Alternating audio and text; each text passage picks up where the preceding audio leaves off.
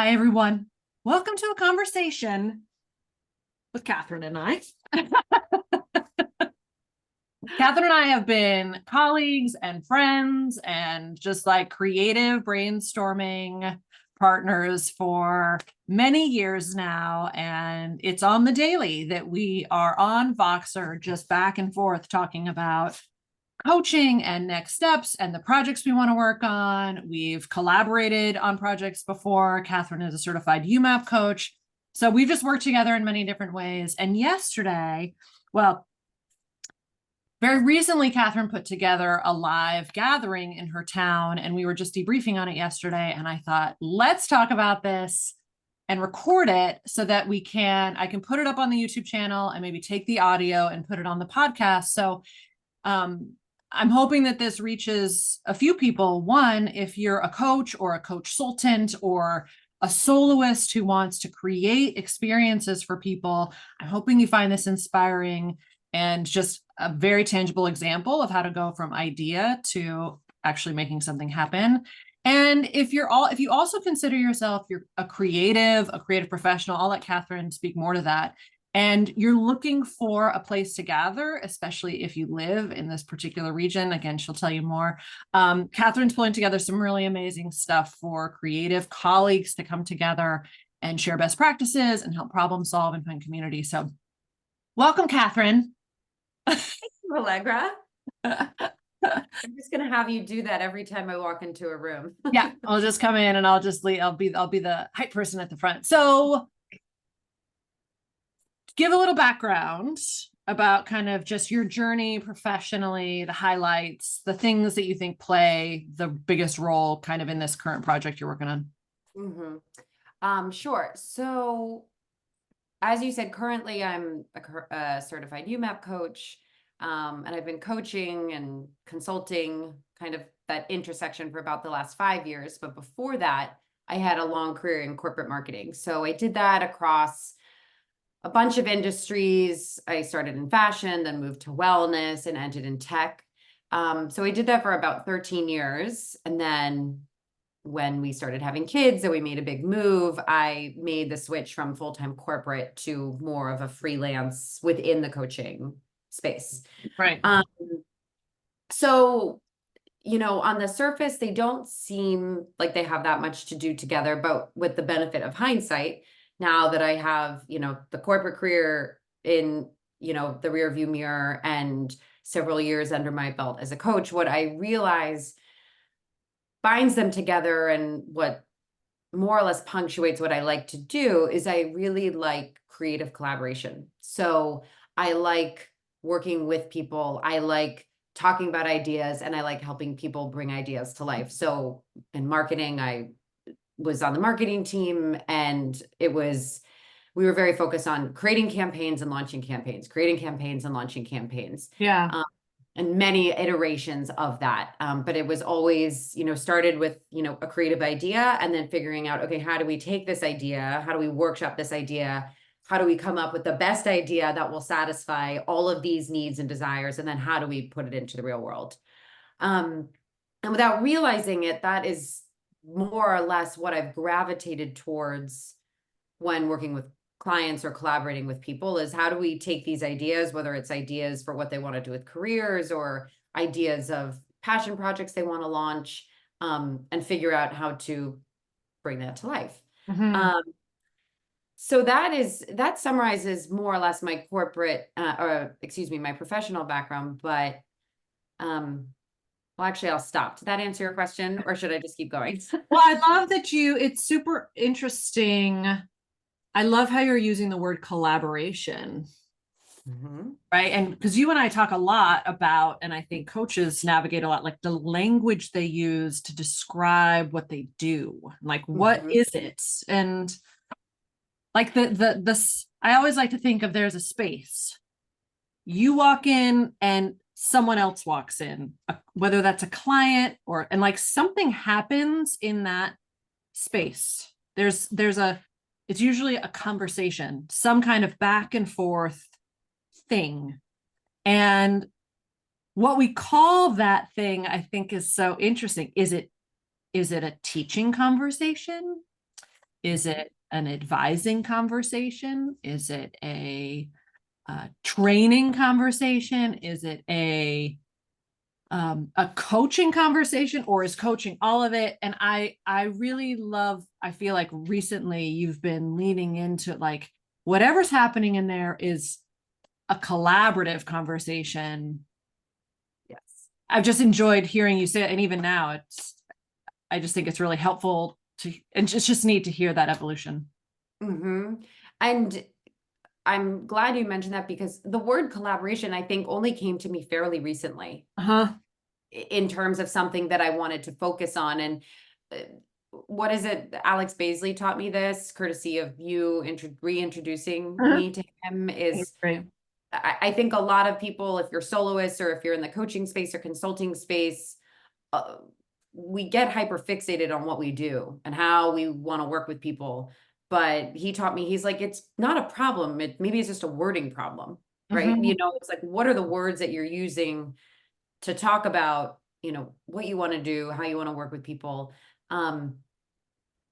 And I think it can take time sometimes to land on what those words might be, and that's okay. But it's taken me several years to realize, oh, I really like to collaborate. And what I mean by collaborate is having a partnership that feels more equal, Yeah. where there are two people working towards the same goal. Yeah. And I can contrast that against what one might think as a more traditional coaching relationship, where you are hired by the client. And while those relationships absolutely can be collaborative and often are, I think sometimes the coach gets put into role of teacher or mentor, Mhm. or put on a pedestal as the person who has the answers. And Right. I realize that's not necessarily the place that I always want to be, right? There Mhm. might be a little bit of that if you're being hired, but I love the collaborative energy of, for example, like being in the same room and brainstorming, right? We're Yeah. saying the problem we want to solve, let's put our heads together. Yeah. So it's nuanced for sure.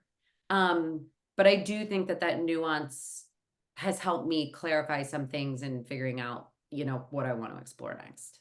Well, and you've tried, you and I are very similar in that I think we're very comfortable experimenting with stuff. Like when we have an idea that we want to do, we're pretty much Mhm. like, I'm going to try it. And we build a sales page and we put it out to our network and we get a few people who want to sign on and we get to actually run it. And so you haven't just like been thinking about this for a while. You've really been trying different kinds of partnerships and offers. And I'd love to talk about um, the latest project that came to life. So tell us, like, or tell me, because it's just us chatting, what, when did this idea come up for the Creative Colleagues Collective? Or I know you're playing with the name now, but for the Creative Colleagues event that you put on earlier this week, can you go back in time and just, when was it an idea?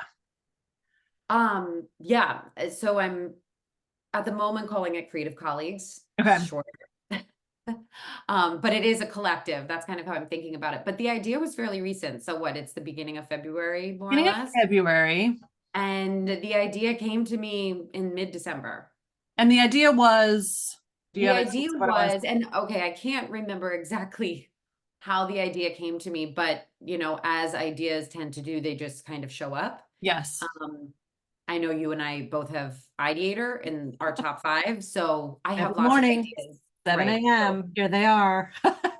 but I actually I'll double click on that, because I have ideation at the top, which means I have lots of ideas of things I want to do and try all the time. Yeah.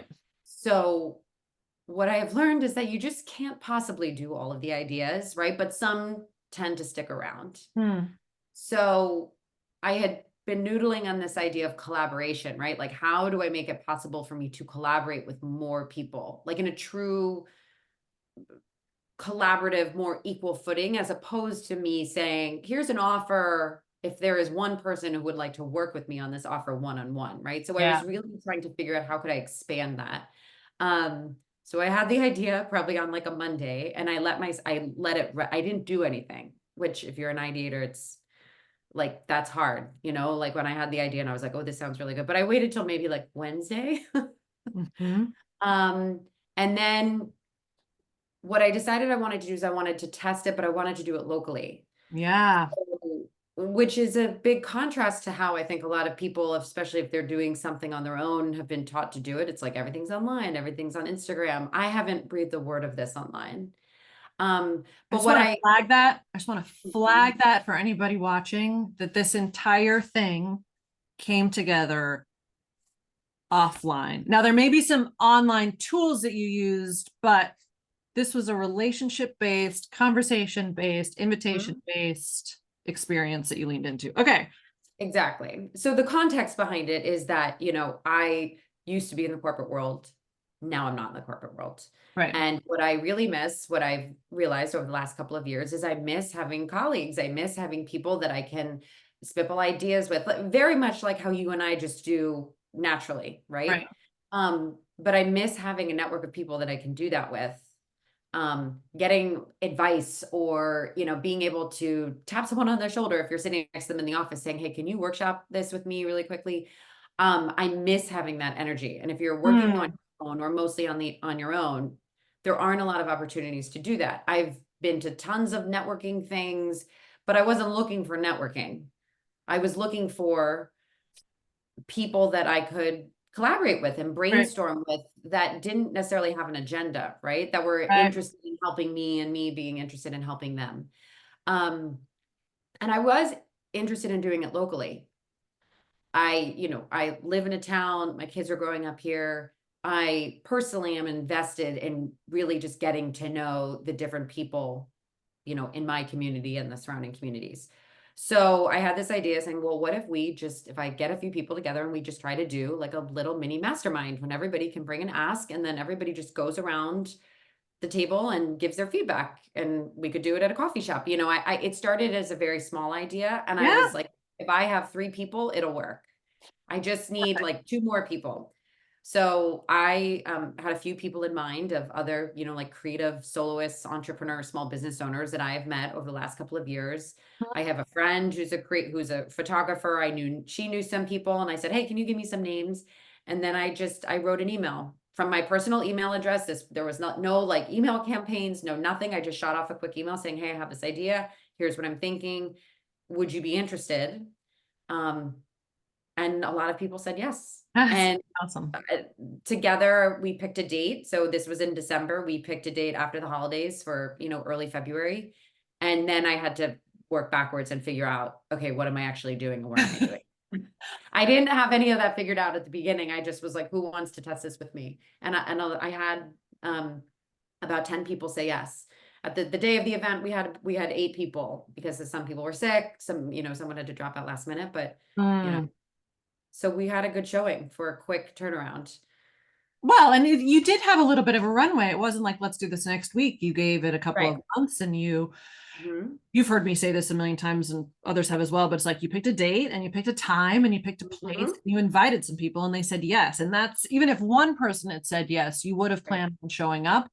And I had just to kind of well, I'll come back to it because I want to stay with this event in particular. And so there was a date, a time, a number of yeses. People were interested. You extended invitations. I just want to highlight that. You didn't just sit there and wait, or like put it out on, oftentimes it can feel like posting something on Instagram is like we're inviting the world and they've all given Mhm. us their answer. And it's not. It's like putting one post up on social media is like throwing a tiny pebble into a rushing river and like hoping that someone like sees it on the way down. Um, Mhm. you went to invitations. You reached out to people. You said, I have this idea. Would you like to come? Um, and you ended up having 8 people there. Mhm. Mhm. 8 And people. when you look, what would you, is there anything you would have done differently, kind of like just leading up to it? Or was there, were there takeaways from the event that you want to bring into the next one? Do you want to do it again? Kind of what resulted from actually turning this idea into what it really was? Well, my biggest takeaway is that and I think you and I might have discussed this yesterday, is I know that this wouldn't have worked if I had tried to do it online. Mhm. If I had tried to put something up on Instagram, even if I knew that local people would see it, I know 100% I would not have gotten the response that I did if I had done it online. Yeah. I think the value and the reason why people felt comfortable saying yes and interested in saying yes is because they either knew me, or they knew someone who knew me, who could Yeah. vouch for me. And what I was offering was something that I felt was useful. It Mhm. wasn't just, and listen, there are different events that serve different purposes at different times, right? Um, but I kind of had an idea of who I wanted to be there. It wasn't laser focused, but that was really the only thing I knew. But I thought this, I think, could be useful, and here's why. Yeah. But it was a personal invitation from my email. Everybody could see everybody else who was invited, right? It was Mhm. very, very transparent. There was no quote unquote marketing involved. It was an email. But I have realized in hindsight that that was, I think, part of what made it successful. Yeah. I did extend personal invitations, right? It was pretty off the cuff. I was bringing people along more or less on the journey with me, saying, Yeah. hey, you test this with me. Um, Oh, that, so that I'm thinking of that going forward because, right now this is a local thing. And I already am planning the next one because the feedback yes. the feedback I've gotten is this was great. When can we do it again?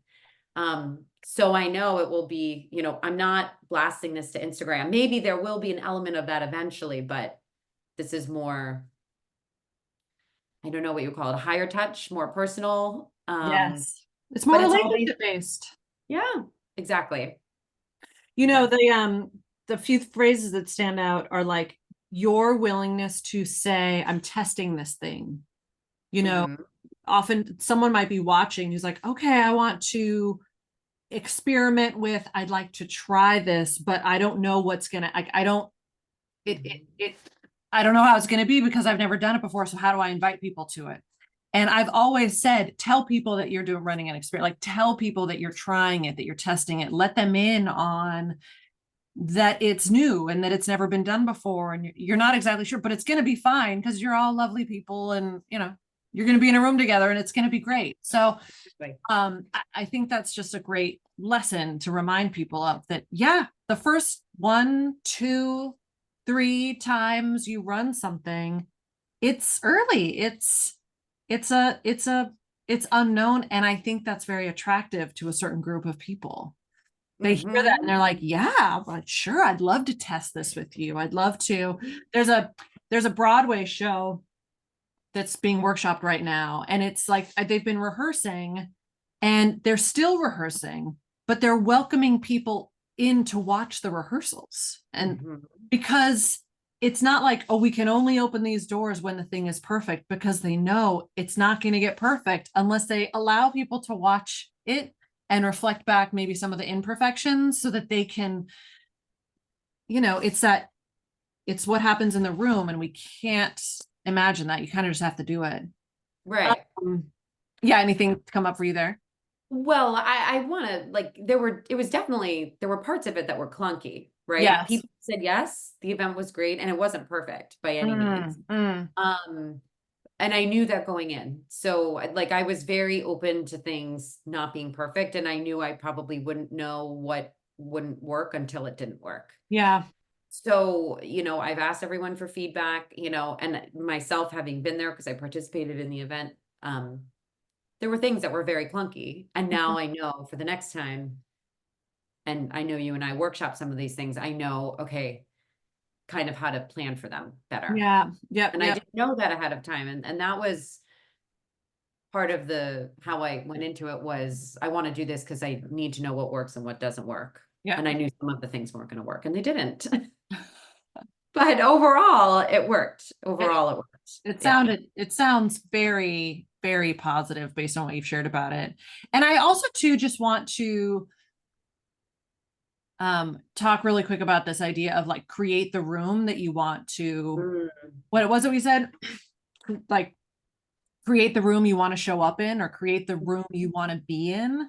Mhm. You know, again, there are people who are maybe listening to this who are like, I want to go to something like that. Like, that sounds neat. I would love to have a space where I can go to meet those kinds of people, because, you know, building relationships an approach to marketing that's very real and very human. It's very slow and steady, but very powerful, right? The relationships get, I think, very trust and like and know happens very quickly in these kinds of situations because it's human to human.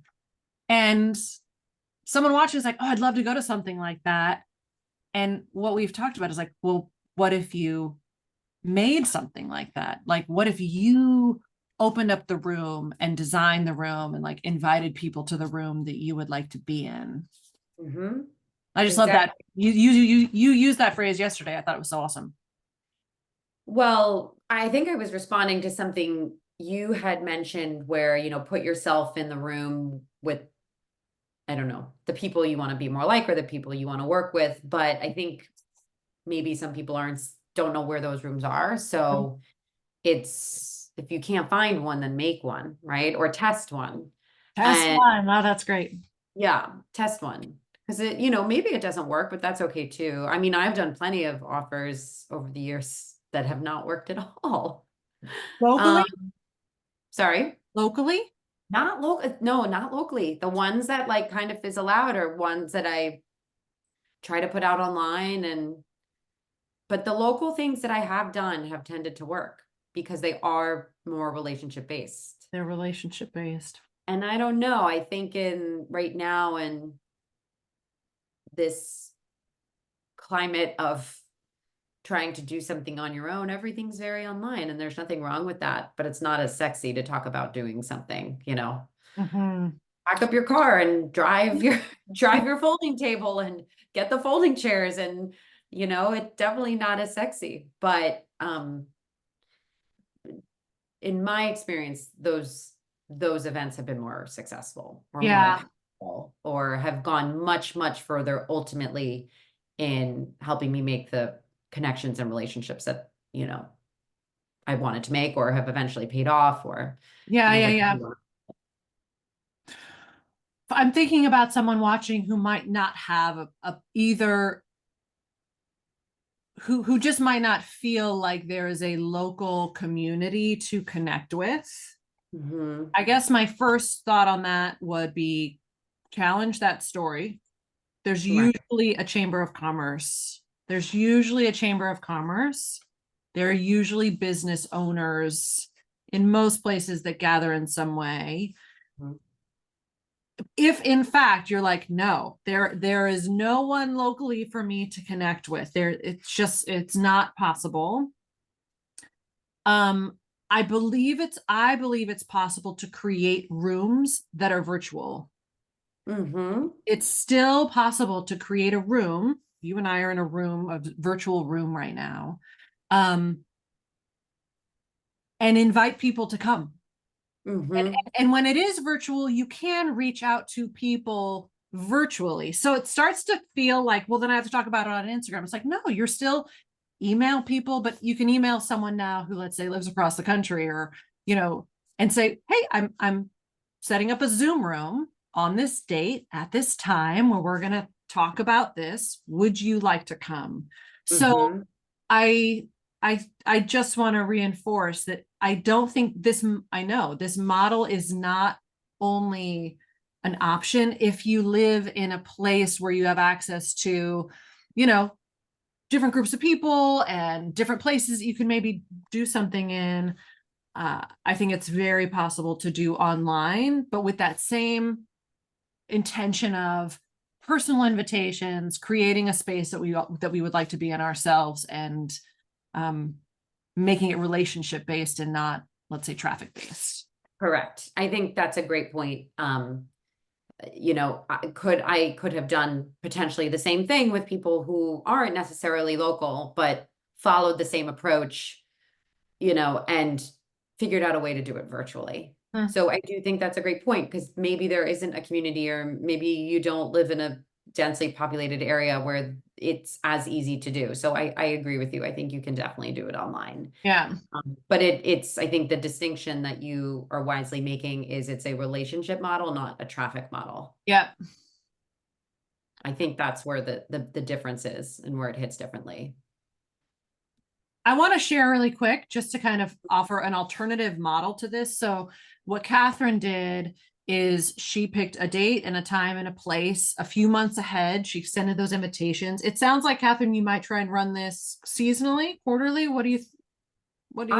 I'm trying to figure that out now. Okay. And now there's talk of, different types of events, Okay. are there, but yes, I think quarterly at least. Okay. So that's a way of doing it, is like have a quarterly, maybe every month. My experience with this, and I've shared this in other places, but just to kind of offer it as another model of this, if again, people watching are curious about doing something similar, the way that I did it was I decided to find a place, which was a local cafe about 20 minutes from me. I asked, hey, if I on Wednesday mornings, if I show up here at 10, is that if a handful of people show up with me, can I lead just like a quick conversation? They said, yeah, because it was, traffic for them, and they would buy coffee and pastries. And so I started this event called Conscious Talks. And I just said, I'm going to start on Wednesdays at 10. So mine was weekly, but it was at the same time and at the same place. But I committed on Wednesdays at 10. I remember I would drop my son off at preschool. I would drive to this cafe. I think I made a little sign that said Conscious Talks on it. And I feel like afterwards I would drive back to his preschool because he was only there for a half day. And I just said, I'm going to show up every week. And if no one comes, that's okay. Like I was willing to have nobody come. Now, in your case, when you're doing something quarterly and you're actually planning it and you're pulling together, it's a bit more of like a structured gathering.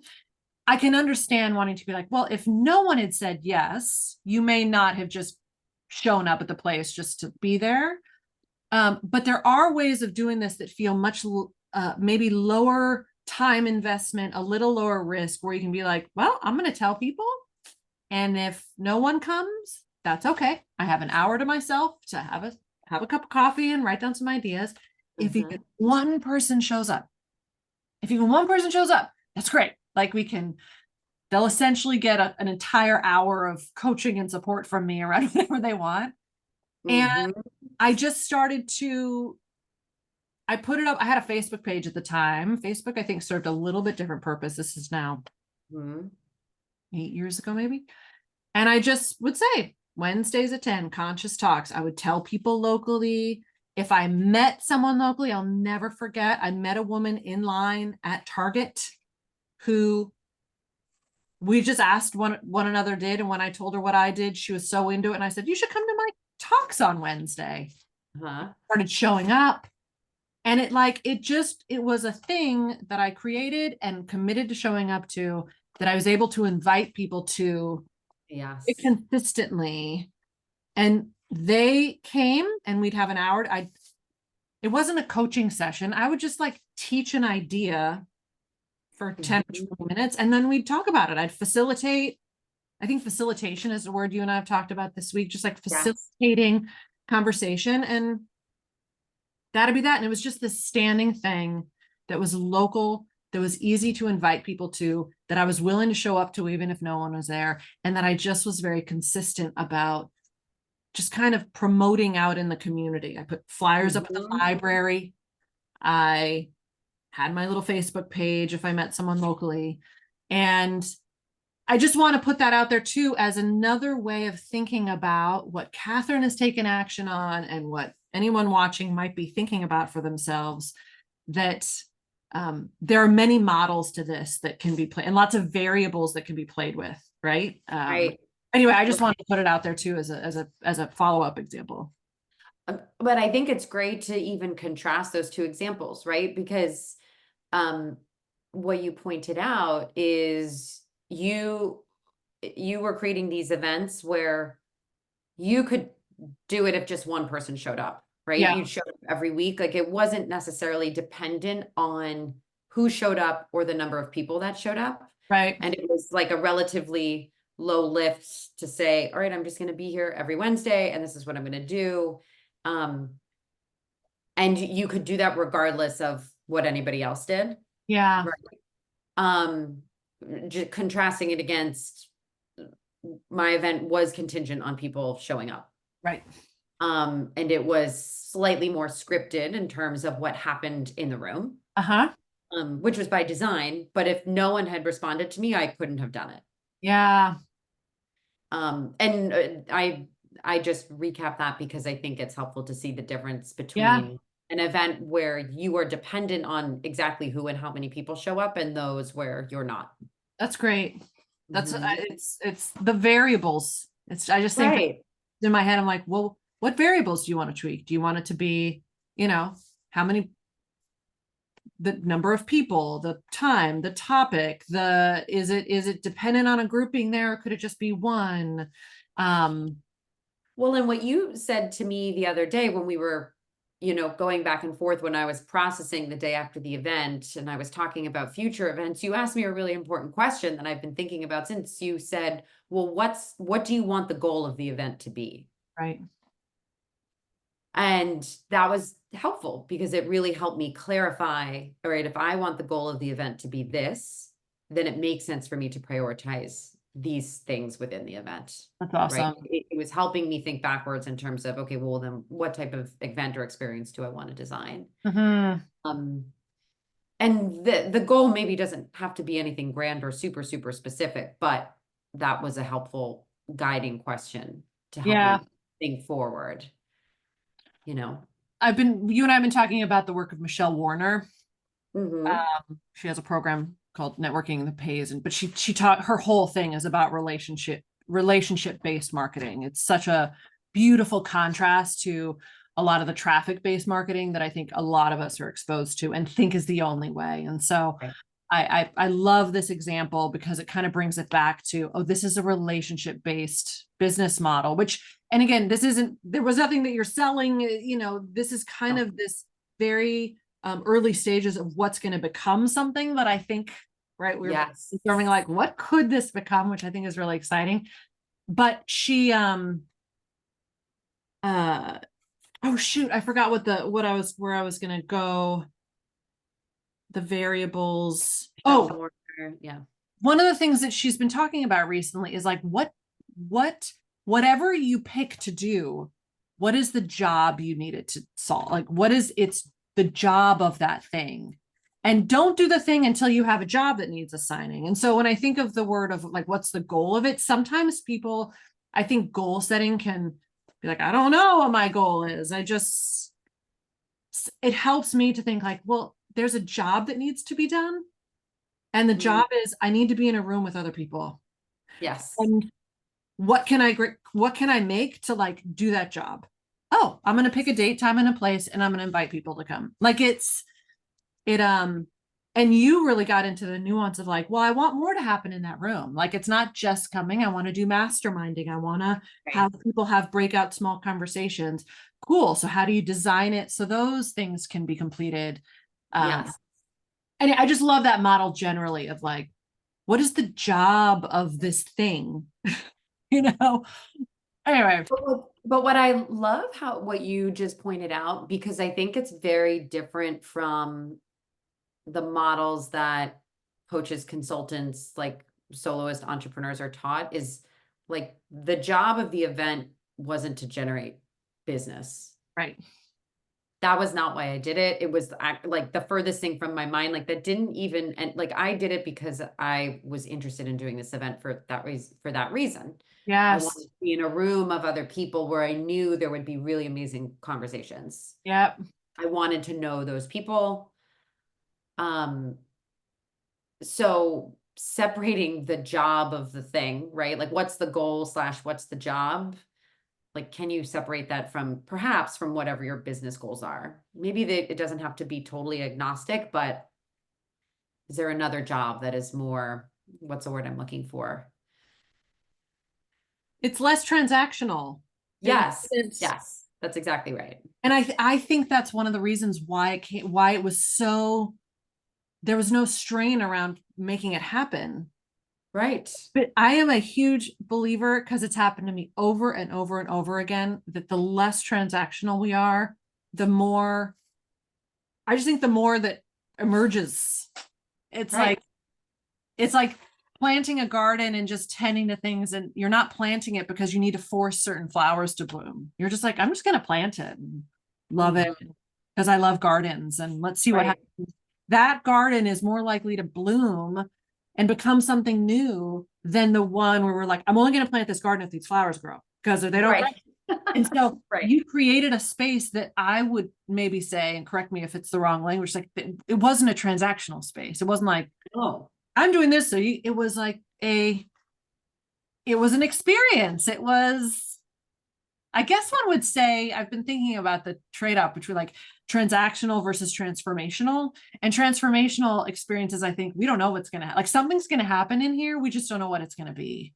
right. And Well, and that's why I wanted to do it. that's what your room was. Yeah. And, I remember thinking, I don't know what's gonna happen afterwards, but I know something will, you know, and that's something that energizes me. Me too. I will point that out. That is exciting to me. I like not knowing where things are gonna go. The idea of doing the same thing for the next 20 years to me feels terrible. I mentioned that only because I know not everyone is like that. I know. I know. And I'm sure this all exists on a spectrum, of course. But to me, it was really fun to play with the idea of let's just do this and see what happens. And if nothing happens, that's okay, because there's nothing lost from it. Yeah. So that was very motivating to me to say, I'm going to do this because I don't know what's going to happen. I know something's going to happen though. So that was energizing to me. That was a big reason, partly why I wanted to do it. And I would argue it's a reason why you took action on it. Yes, yes. It's actually interesting. This is perhaps slightly an aside. But I've been thinking about, like, when you think of Clifton Strengths top 5, right? And we talk about these a lot because we have many of the same, like towards the top. Hmm. But the ones that fire a lot for me are ideator and activator. So ideator and activator definitely had a lot to do with me having this idea and then like making it real. Yeah. But what I forget that you remind me of is that activator is an influencing strength. Yes. I have relating strengths toward the top as well. So I do have that desire to relate to people one-on-one, but activator is an influencing strength, and that is frequently more one-to-many. Yeah. So being in a room with a group of people, now I wasn't teaching, I didn't want to teach, but that was very energizing to me. Yeah. So I only call that out for if anybody does listen to this who either does have influencing strengths or doesn't have influencing strengths, they can contrast, what they're hearing against perhaps what their own inclinations are. Yeah. I felt very energized being with other people, and they were all being moved towards action. Obviously, I'm speaking specifically towards activator here, but Yeah. it was a lot of people. It wasn't me just taking action, even though that had been part of it. And it wasn't me working just one-on-one with someone, trying to get them to take action. It was a more, I don't know, I can't find the words, but it was like more of a collective. It was like the collective was all kind of moving Yeah. forward in some way. So I felt like I wanted to say that because that has been a realization, particularly as it relates to the influencing strengths I do have. That's actually one of the only ones I have. All of the other influences pretty far down for me. But it's been helpful to kind of understand that, especially as I think about, okay, well, what do I want to plan next? Yeah. Yeah. Yeah. Yeah. It's such a great way of describing